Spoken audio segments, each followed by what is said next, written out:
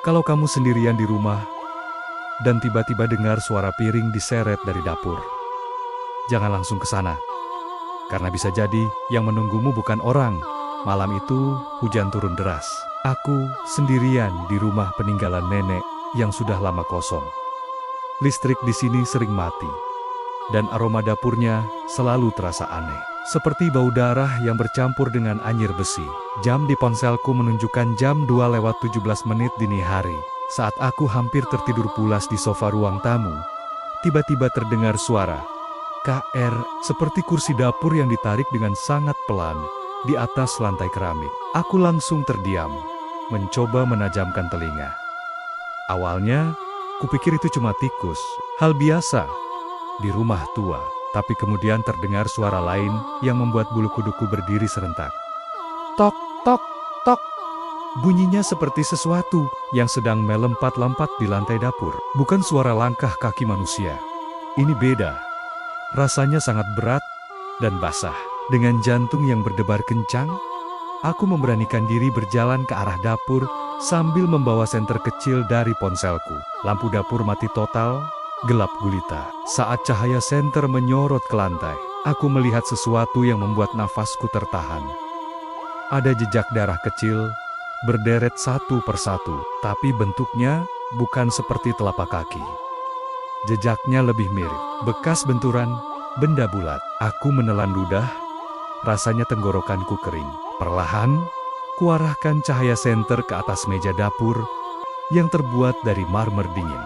Dan disitulah aku melihatnya. Sebuah kepala manusia, matanya terbuka lebar, menatap lurus ke langit-langit. Mulutnya tersenyum, tapi itu bukan senyum yang wajar. Itu senyum yang salah, yang menyakitkan. Tidak ada tubuh yang menyertainya, hanya sebuah kepala. Dengan rambut hitam panjang yang basah kuyup dan darah segar, yang terus menetes dari lehernya yang terputus. Aku mundur panik, kaki kananku terantuk kaki meja. Bruk, suara itu membuat kepala itu bergerak. Ia terjatuh dari atas meja. Duk. Lalu, dengan gerakan yang mengerikan, kepala itu mulai melengkat longkot di lantai, bergerak ke arahku. Tok, tok, tok. Setiap lompatan meninggalkan jejak darah baru. Pulangin, badanku. Suara itu keluar dari mulutnya, parau dan tercekik, seolah tanpa paru-paru. Aku berteriak histeris. Berlari sekuat tenaga ke kamar, membanting pintu, dan menguncinya. Seluruh tubuhku gemetar hebat. Aku bersandar di pintu, mencoba mengatur napas. Dari balik pintu, suara itu masih terdengar tok, tok, tok, seperti sesuatu yang melompat. Semakin dekat, dan tepat di depan pintu kamarku. Suara itu berhenti. Sunyi. Namun kemudian, terdengar bisikan lirih, tepat di telingaku. Padahal aku tahu pasti, aku sendirian di kamar ini. Aku di dapur, tiap malam. Pagi harinya, aku baru berani keluar dari rumah itu. Aku langsung bertanya pada tetangga sebelah. Mereka bilang, dulu nenekku meninggal secara tragis. Ia terpenggal di dapur karena kecelakaan tabung gas yang meledak.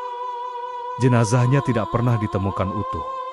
Dan sejak malam itu, aku tidak pernah lagi berani menginjakkan kaki atau tidur di rumah itu. Tapi anehnya, setiap kali aku memasak di dapur rumah baruku, di tengah malam, aku selalu mendengar suara pelan dari sudut dapur tok tok tok. Kalau kamu dengar suara aneh dari dapur saat malam tiba, pastikan dulu yang kamu temui masih punya tubuh. Kalau kamu berani, coba tulis di kolom komentar. Aku tidak takut. Dan jangan lupa like, follow, dan share. Karena masih banyak cerita horor lain yang mungkin lebih dekat daripada yang kamu kira.